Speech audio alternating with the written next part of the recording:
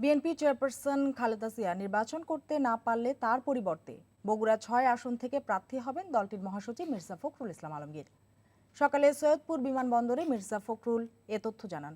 এ সময় তিনি আরও বলেন, যতই চেষ্টা করুক বিএনপিকে নির্বাচন থেকে দূরে রাখতে পারবে না সরকার। জিয়া ভোটে আসতে না পারলে সেখানে নির্বাচনে লড়ছেন বিএনপি মহাসচিব মির্জা ফখরুল ইসলাম আলমগীর। আমাকে গতকাল পার্টি থেকে বলা হয়েছে বগুড়ার ৬ সদর এই আসন থেকে নির্বাচন করার জন্য বেশত্তি বেগম খালেদা জিয়ার নামে। মনোনয়নপত্র জমার পর ভোটের নানা বিষয়ে কথা বলেন বড় দুই দলের প্রার্থীরা। এখনও নির্বাচনে লেভেল প্লেইং ফিল্ড তৈরি হয়নি বলে অভিযোগ করেন বিএনপি প্রার্থী। আর ৬ আসনে ইভিএম ব্যবহারকে সময়োপযোগী সিদ্ধান্ত বলছেন আওয়ামী লীগ প্রার্থী। ইভিএম আজকে হতে যাচ্ছে চট্টগ্রাম ৯-তে।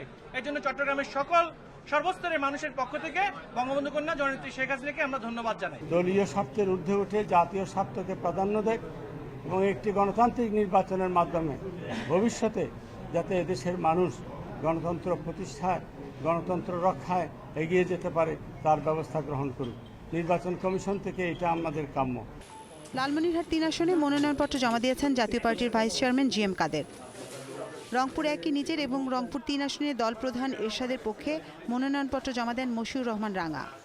কোনো জায়গায় আমরাও দিয়েছি, তারাও দিয়েছে, কিন্তু আমাদের মধ্যে একটা আন্ডারস্ট্যান্ডিং আছে যে আমরা এগুলো ৯ তারিখের মধ্যে আমরা এগুলো সব আমাদের লোকজন বা তাদের লোকজন যারা রয়েছে তারা প্রত্যাহার করে নেবে।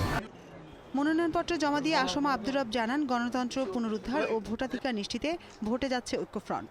যুদ্ধে নেমেছে বলে জানান আসমা আব্দুর রব। বিপরীতে সুষ্ঠু নির্বাচনের স্বার্থে সবাইকে আচরণবিধি মেনে চলার অনুরোধ জানান আওয়ামী লীগ প্রার্থী শাহজাহান খান। মনোনয়নপত্র জমার সময় কোথাও কোথাও উঠেছে আচরণবিধি লঙ্ঘনের অভিযোগ। Atif Anjuman, independent news desk.